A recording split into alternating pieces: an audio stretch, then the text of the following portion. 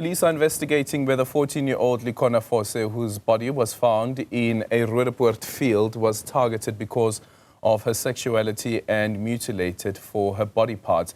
Civil society groups have condemned the killing, calling it another tragic reminder of the dangers women and girls face in South Africa. The incident has reignited concerns over the country's high rates of gender-based violence. Yesterday, the Deputy Minister of Women, Youth and Persons with Disabilities, Letsike, visited Letseke's family and joins us now for more. Deputy Minister, very good morning to you. Thank you so much for making time for us. I was watching as there was that press briefing, impromptu press briefing that happened outside the family home, and the Deputy Minister for Police saying that the occult unit has now been brought in. She then mentions that there are two possibilities. One is that it could be a Muti-related murder that took place, but the other possibility is also that it could be a hate crime because of Letseke's sexual orientation. What went through your mind as that information was being shared? No, good morning to you, Aldrin, and to the viewers. I want to appreciate this moment because yesterday, together with the Deputy Minister, as we were there, and we first received the briefing from the police station of Roodepoort, the district commissioner, and all the teams that were there, including the Deputy National Commissioner who was there. What went into my mind, you're talking about 14-year-old, we are in the week of child protection, and yet we are dealing with a number of issues, yes, gender-based violence across the country, which is regarded a crisis. But when you actually look at the motives, when you look at the kind of incidents and the brutality that goes into this, it's actually telling us of the nature of perpetrators in our society that have no place. And the kind of hate crime as a possibility, as well as mutilation, it does tell you in terms of the level of violence, intolerance, and torture that women, children are going through in our country, and that's unacceptable. Yeah, and you speak about torture. During the funeral of Olorato Mongale, her mother speaks about, my child was fighting. You could tell that she was fighting because of the nails that had broken off. Then it goes back to that conversation about the level of brutality and the gruesomeness in which these murders also take place. I know that this has been something that has been mentioned before. What does it tell us, though, about our society? And are we able to turn that corner that also recognizes the other person as a human being who is indeed worthy of their dignity being still intact?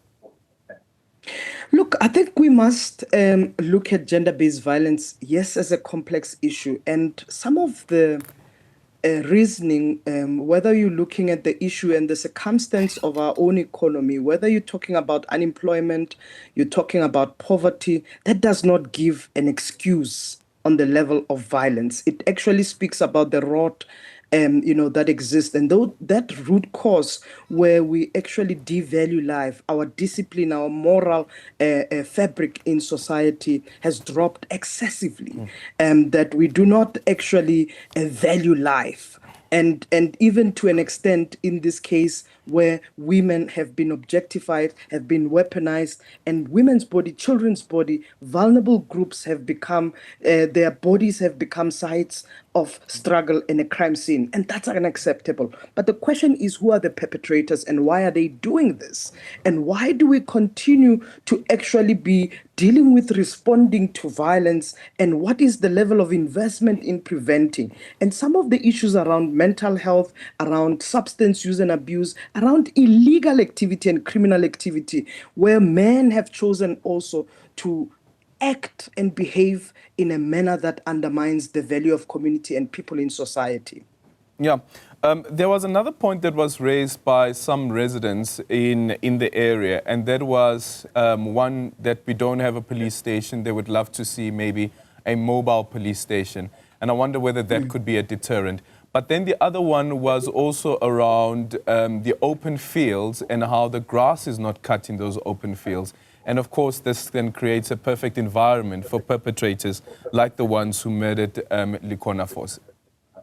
Indeed, I think these are some of the valid concerns about police visibility. And I think when we were even there, together with the Deputy Minister of Police, first, when we left the police station, we drove immediately to the where the incident, or where the body was found, rather, because the investigation is still happening. And going there to Bremfisher and to that Durban Deep area, it took us, of course, just a few minutes, about 7 minutes, to get to that area.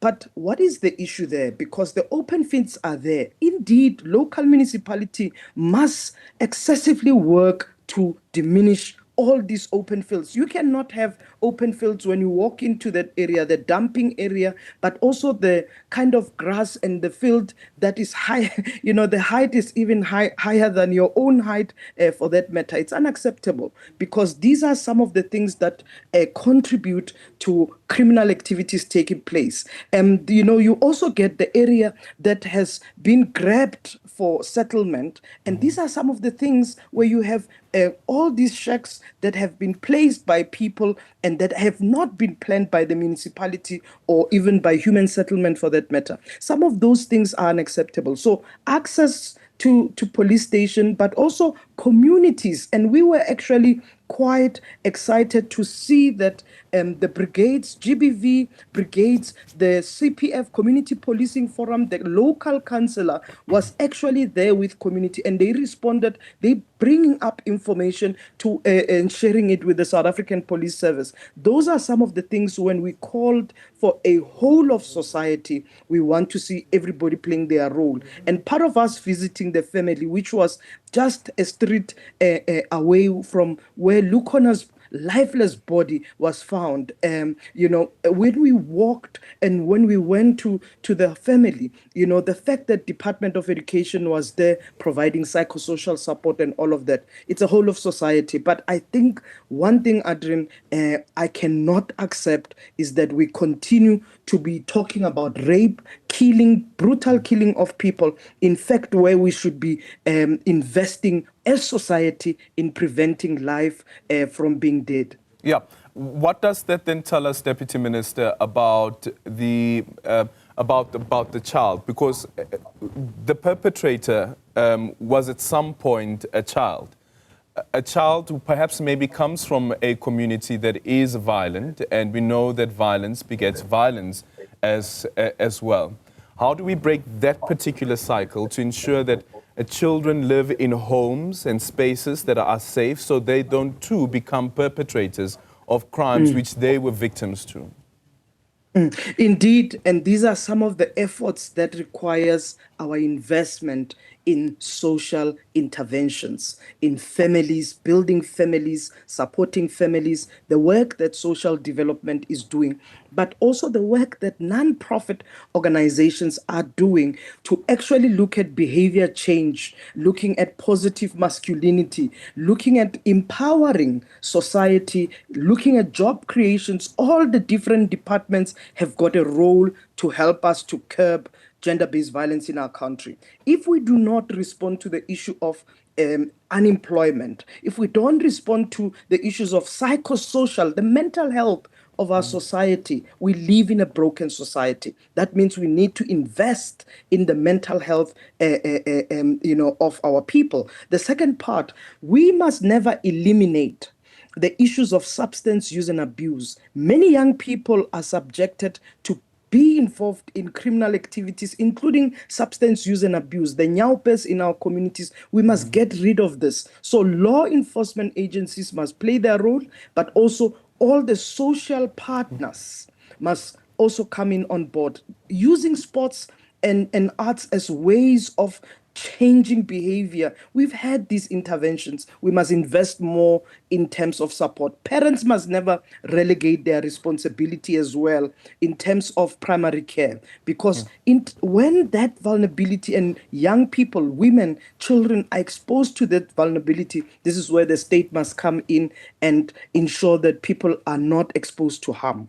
Yeah, actually, just quickly, Deputy Minister, there's a chat that we'll be having a bit later on, and this is in relation to virginity testing for young girls. The CLL Rights Commission has issued a directive to the Department of Social Development in KwaZulu-Natal to say that 16-year-olds should not be, girls 16 and below, or 16 years, below 16 years old, should not be allowed to go for these processes of inspecting their virginity.